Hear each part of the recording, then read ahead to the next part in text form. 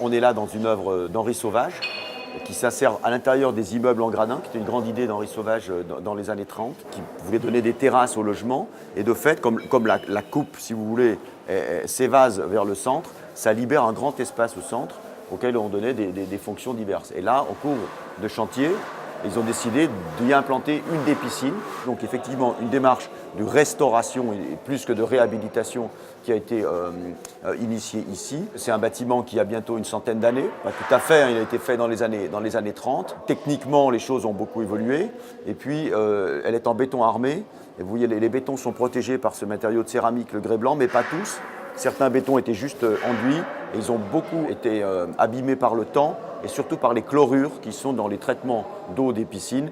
Et on était arrivé au bout de vie de certains bétons qu'il a fallu soit restaurer, soit pour le bassin changer complètement. Et la première chose à restituer dans ce bâtiment, c'était les lumières, aussi bien la lumière naturelle. Il fallait donc réouvrir ce que vous voyez au-dessus, c'est-à-dire ces plafonds verriers et ces verrières qui avaient été obturées par le temps, voire qui avaient totalement disparu. Le plafond verrier avait disparu.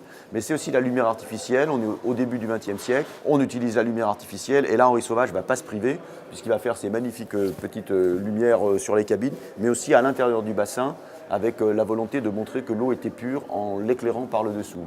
Dans cette architecture des années 30, oui, il n'y a pas une profusion de matériaux, il n'y a pas du marbre, du stuc, il y a peu de matériaux, mais c'est des matériaux dont l'hygiène va être un caractère extrêmement important. La céramique, c'est le matériau de l'hygiène par excellence.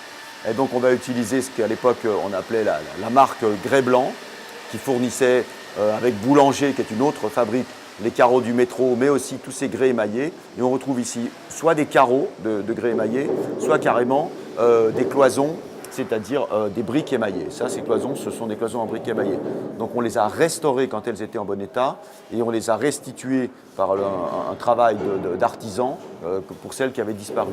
Donc c'est une des premières piscines parisiennes dans cette vision un peu hygiéniste de la santé, du corps. L'idée étant bien de remontrer ce qu'était cette œuvre d'Henri Sauvage, tout à fait exemplaire de l'architecture art déco des années 30.